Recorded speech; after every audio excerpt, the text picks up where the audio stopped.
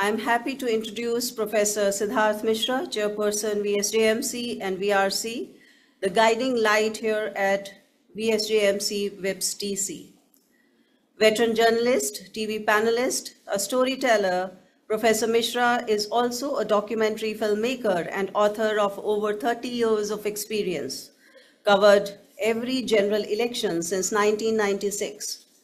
For reporting duties, traveled to Gulf, Africa, Afghanistan, Taiwan, and Europe. Having published works from Oxford and Cambridge and the National Book Trust of India. In past, he has been chairman, governing body member of various colleges of Delhi University. Presently, also a member of Delhi University Court, the highest body of the prestigious university. Is a founder president of think tank Center for Reforms, Development and Justice. I request you, sir, for welcoming the dignitaries on behalf of VIPS-TC. Let's put our hands together. Professor Mishra.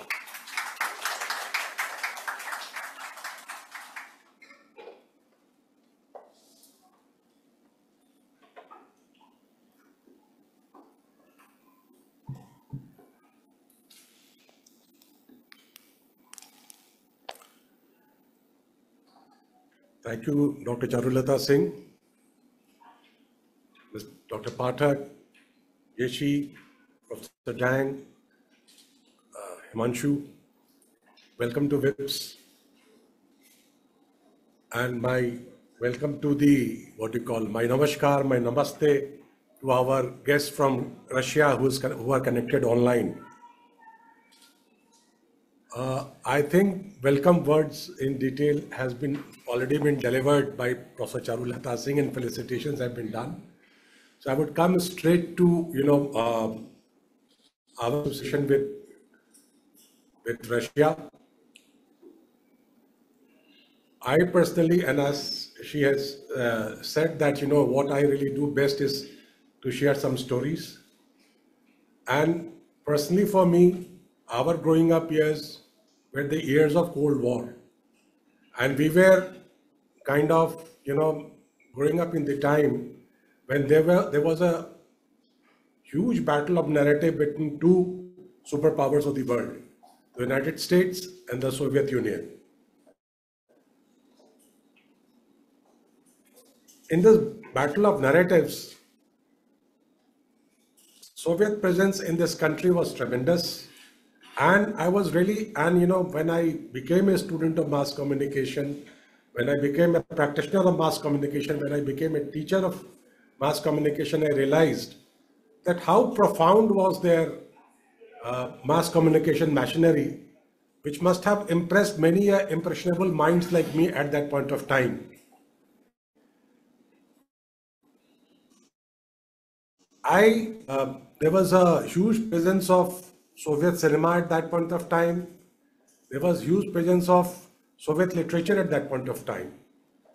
And I want to recall, and these the two mains of that time, I want to recall about two most, something which I valued most, seeing a cinema, rather two cinemas, and reading, which actually shaped my thought process, which shaped my thinking, which made me realize what war is.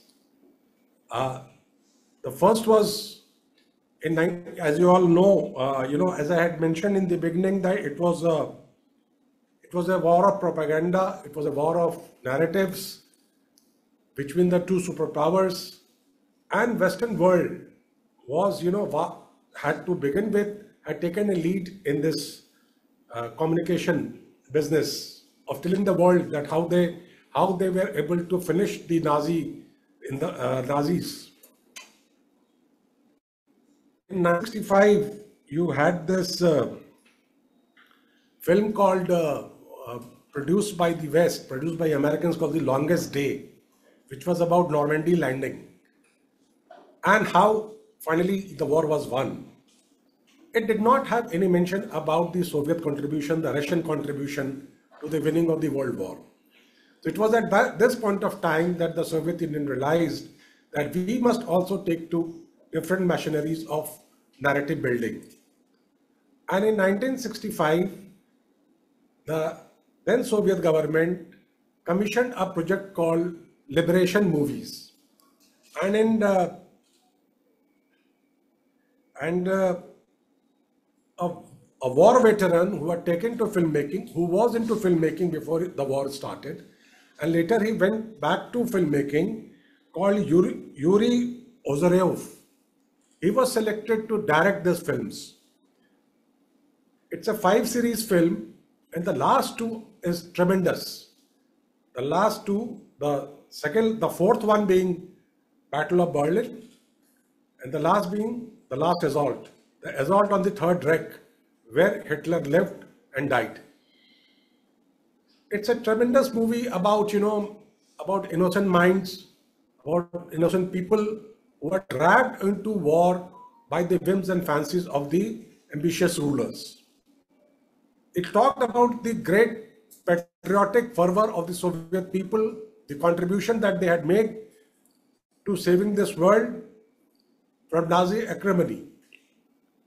And I would recommend to the audience here that this film is available on YouTube. You must go back, visit, and actually see this film to understand what World War II was, how it ended, how the Germans, the Nazis fought till the last to save the Third Reich, save their Führer, and how, Russian assault on Germany was all about commitment of their people to the cause, rather than being the ambition of their leaders. Wonderfully done, well done film, which I think everybody here in this auditorium should take out time to go back and watch to understand the Russian culture, Russian commitment to a particular cause. The other, and I must tell you, this film, when it was built, when this film was made, the Russians made it into an international collaboration, and it was an international collaboration in the sense that, countries belonging to their bloc of the world, they all participated in the production of the film. East Germany, Poland, and such other countries who were part of the Eastern Bloc then.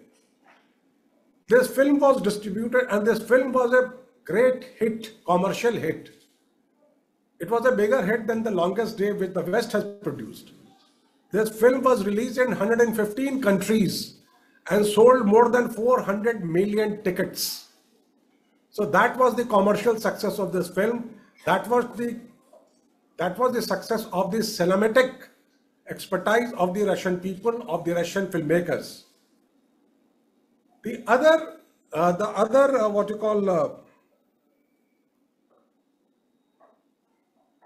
piece of literature which has impacted me greatly in my life, in my thought process, in my thinking, is a small novella called Fate of a Man.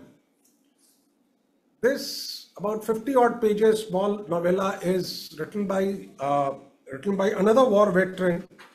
His name was Mikhail Sholokhov. It's a story about a truck driver who is drafted into the Russian army for the war. He goes to the battlefield. He's taken prisoner. He's taken to a concentration camp. He escapes from there, comes back home to realize that his family, his wife, his daughters are all gone in the bombardment by the German planes. So with nothing left at home, he decides to go back to war.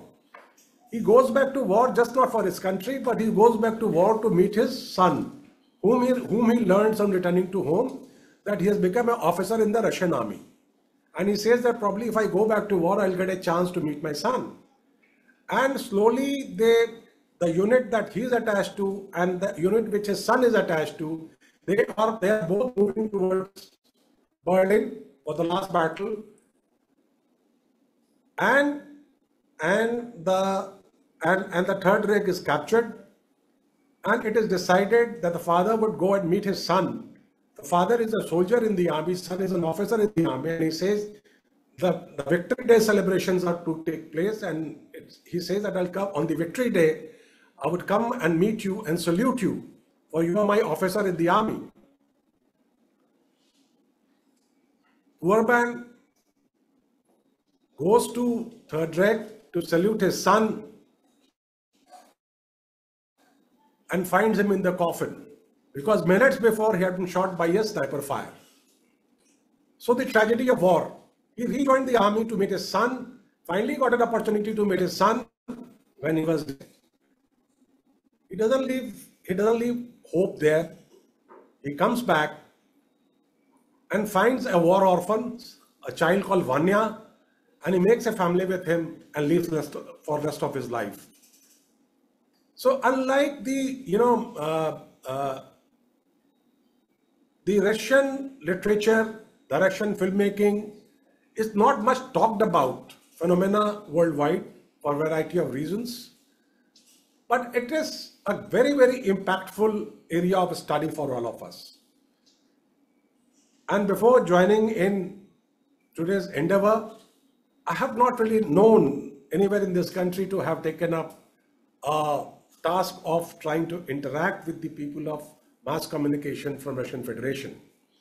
For this, I want to compliment Dr. Ajit Pathak of PRSI and our own Dr. Charulata Singh for having organized this function.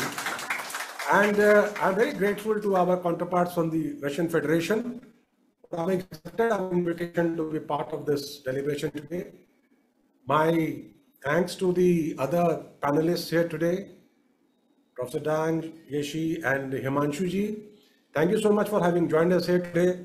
I hope I told you a good story. Thank you so much.